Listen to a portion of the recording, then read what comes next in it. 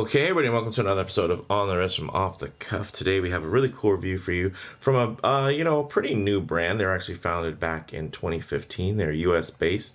I'm just gonna say MV because I'm not even going to attempt to try to pronounce this in any way that will reflect an Italian accent. I'm sorry.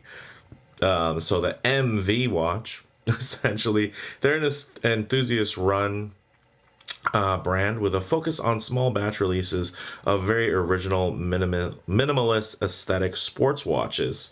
This particular type of watch I guess you can consider as an everyday watch, and some key common characteristics and design language. When you're looking for an everyday watch, you're looking for something, of course, that is that versatile blend of sporty and dressy attributes. This is their Redentore, and it's basically their take on a classic minimalist timepiece. And I do have the bracelet shown there because there is a Milanese mesh option, which I think really takes it up a notch. But the quality on the strap is quite nice. I just really don't like the color. I think it is a really odd choice, and honestly, on my skin tone, it doesn't look great, so you're probably not going to see me raving too much about it. But as far as the build quality goes, it's actually quite good. But I'll definitely swap it over to the mesh because I think it's just kind of a better look and kind of puts the watch really to a better level than it's at right out of the box if you decide to buy the strap option. At least this one, I think the color just doesn't look quite like it does on the site, and even on the site I think such a light brown isn't really great with the black dial. So with all that said, let's actually go ahead and take a closer look. Okay, so let's go ahead and take a look here at this model. As you can see, it does have that nice satiny black dial. You do have this crystal with a nice kind of boxed finish there. This actually is going to retail for 356 euro and 56 cents, I guess. But it comes out to about roughly under 400 bucks, around 395 US dollars. Now this is 40 millimeters with a 12 millimeter thickness and a 48 millimeter lug to lug width, and it is of course in 316L stainless steel, and it's polished with raw machining, which was a really big surprise to me. So instead of brushing here, this is all just like straight off of when they formed this, and it's just it's different of a finish, and I don't know if it's something that they are doing purposely to tie into that really vintage aesthetic. That's what I can assume, but me personally, I feel like this raw cut finish, I would much rather have a finer satin brush there versus it. Like, I can feel the ridges when I run my hand over it, and for some of you that might be something that's a really cool selling point. For me, it just gives it an unfinished feel, and I don't mean like it's not complete, but it just doesn't feel like it's completely finished. Like everything's come. I believe the polishing is actually hand polished, so they do definitely take pride and put effort into the finish work on the case. But I feel this raw kind of exposed machining lines there versus it actually being brushed, for me anyways, is not a huge selling point. Now the dial is actually quite nice. Of course, I'm recording this in my studio where essentially there's only two light sources and it's in a dark room, so the indices never really reflect really great, but I can try to hit it at some angle so you can get an idea of just how legible this is. And it's quite a legible watch, of course. No more or less legible than your basic black dial with reflective indices. And as you can see, when I do have the dial kind of set an angle here, you get a good idea of the reflection and just the way that the dial warms up, which I think is really nice.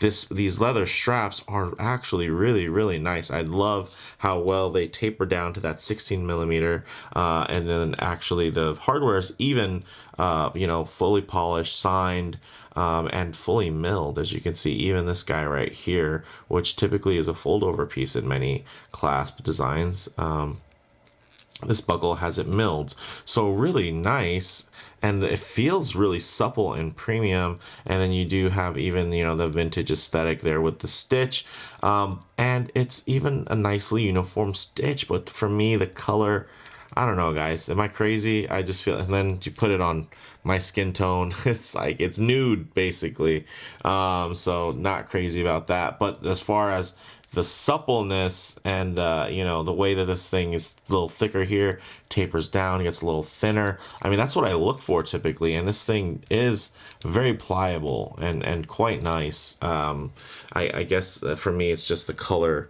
combination is a big miss for me. Now the crown, of course, you can hear that it's non-screw, so this is actually winding the watch as we speak. And the movement inside is their caliber MV145, which is basically based on the Seiko Instruments NH35. The case back is solid and etched.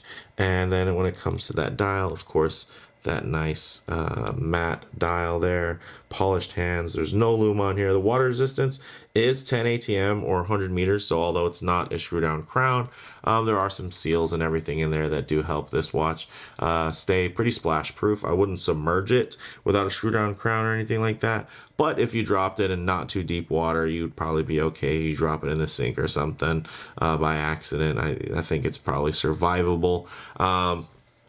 But you don't have to worry about rain or anything like that, or sweating if you do decide to wear this, you know, kind of a more sporty occasion.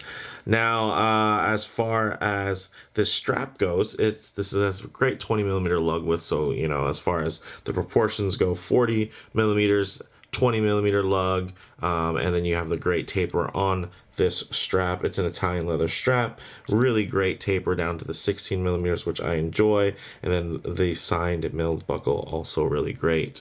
But yeah, for me, the color isn't great, but you know what, let's go ahead, I'll put it on wrist here, and then we'll do the cutaway shot for when we actually put it on the mesh and get it on wrist. But as you can see, for my 7¼ inch wrist, really don't get too many holes in there. I guess I could make it I don't want to make it too much tighter than that, because I do like my watches to wear a little bit looser and past that wrist bone there, so a little closer to the hand side.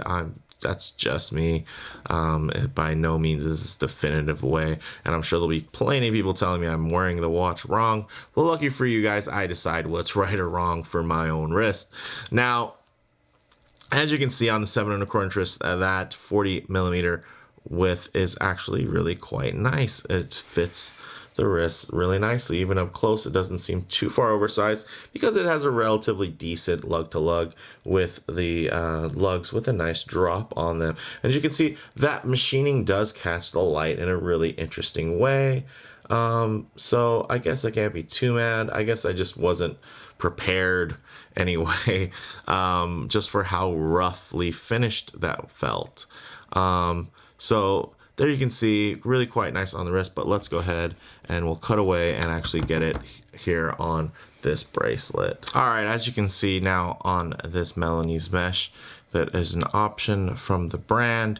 Really a lot nicer for me. It just ties in, of course, to that kind of mid-century vibe there. Really, really clean. Almost gives you that kind of Vizio date vibe to it on mesh. I'm really digging it, and it just wears a lot better, feels a bit more premium as well. Not that this strap didn't feel premium and plush, but the color combination, again, I just don't know why they wouldn't choose to pair it with a black strap. So if you're listening, guys, maybe try pairing this guy with a black strap. It would be really great, or maybe just a darker brown strap. So you can see there, one thing I really do like is the way that the light plays with this piece, because it does have that slight box dome. You can see the way the light just comes across that outer edge, and then it also is contrasting by the light on this half of the dial. So it's really just, this thing plays with the light in a lot of the right ways, especially for a watch that's under 400 bucks. You know, I don't think that's super huge value these days. It's quite a competitive market at $400. There's some really, really capable sports watches. But as far as that everyday versatile watch, this could be something that a lot of people are looking for. A lot of people are wanting smaller sizes. Some people would consider this actually a larger size. There's a lot of people, when they see something nice in that 38 millimeter, will just instantly chime and say, I wish it was 40, just because that is their sweet spot. For me, I think this would have benefited from maybe being a 38 millimeter just because of the style. But I can see, of course, 40 is going to be a lot more popular and kind of safe when it comes to today's market, with people looking for increasingly larger watches. But for me, if I had to choose, I would definitely choose it on this Meccaniche mesh there. You can see it just plays with the light really well. And of course, it's very comfortable. And these types of mesh straps, you guys can see the way it engages there. Essentially, really infinitely adjustable there, because you can just pop it in and kind of just slide it along until it gets to where it's comfortable. So really great from that standpoint. You just set it once and forget it. It's maybe not the easiest to set, but you only have to set it that one time, essentially, unless you want to give your wrist a little bit more breathing space. But honestly, I find you can wear mesh bracelets a little bit tighter than you might wear other bracelets, because they're just so flexible that they're going to still give you tons of articulation, and there's still a lot of play when it comes to your range of motion on the wrist. So with all that said, let's actually go ahead and set up some low light transitions. Because there is no lume on this, there won't be a lume shot. All right, we'll go ahead and hit the lights. I already got my low light here on site ready for you, so you can get it moving, as you can see there, off to some of the softer lighting. Really take a look at that polish. Very nicely done. Then you can even see the dial there, a little bit more kind of harsh lighting here. You can see a little bit higher contrast over the finishing. That bracelet still looks quite nice there. Really clean look.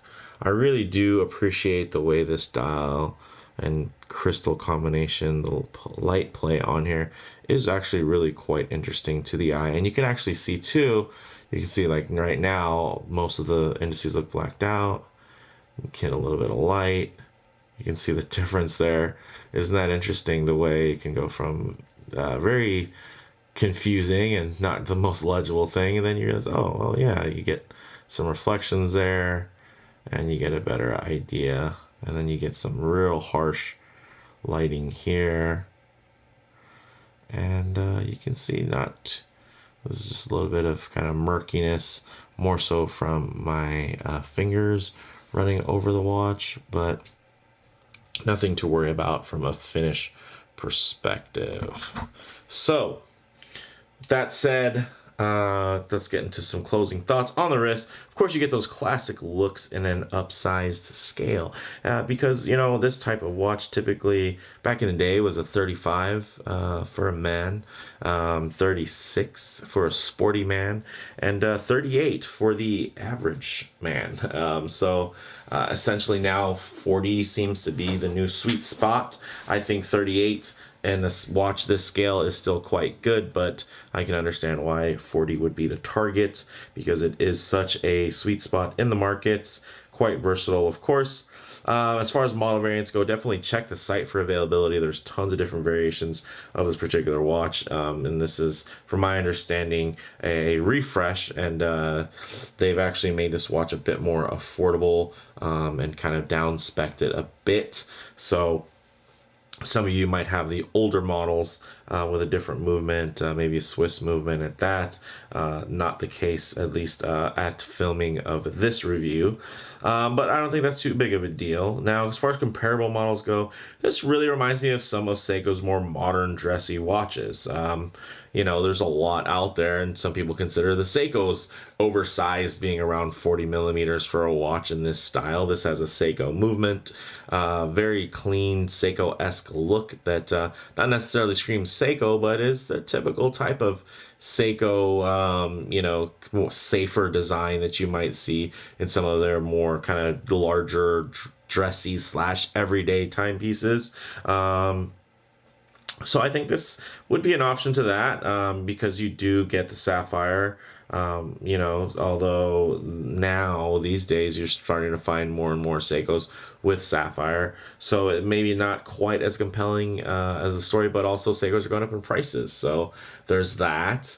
And you know, this is a micro brand, so it just inherently is going to be a little bit more exclusive, and there's be a little bit more of a fun kind of brand story to it, and definitely a lot less scrutiny when it comes to branding, just because most people won't even know what it is. They'll just think of it as a fun Kickstarter micro brand type watch, versus something where somebody's constantly complaining. Like when you think of a Seiko, there's always somebody who's upset something isn't nice enough for the money, or is too expensive, or not expensive enough, and they would pay more for it if they would just change one aspect.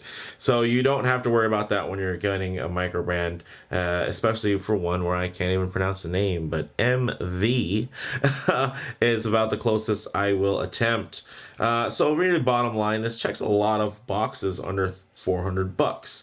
Although for the money, it could be executed quite a bit better, at least in my opinion. You know, of course, some of that rough machining edge kind of, and then I think the color combination for the strap, kind of a bit of a miss for me. But I can definitely see the appeal here, and I can see why so many people have given this brand a green light by supporting them, you know, through various crowdfunding campaigns. But let me know what you guys think in the comments below. You ever own one of these, play with one of these, back one of these? Definitely let me know your story. If you like the video, please do hit like, and if you haven't, please subscribe for more content just like this. Thanks, guys.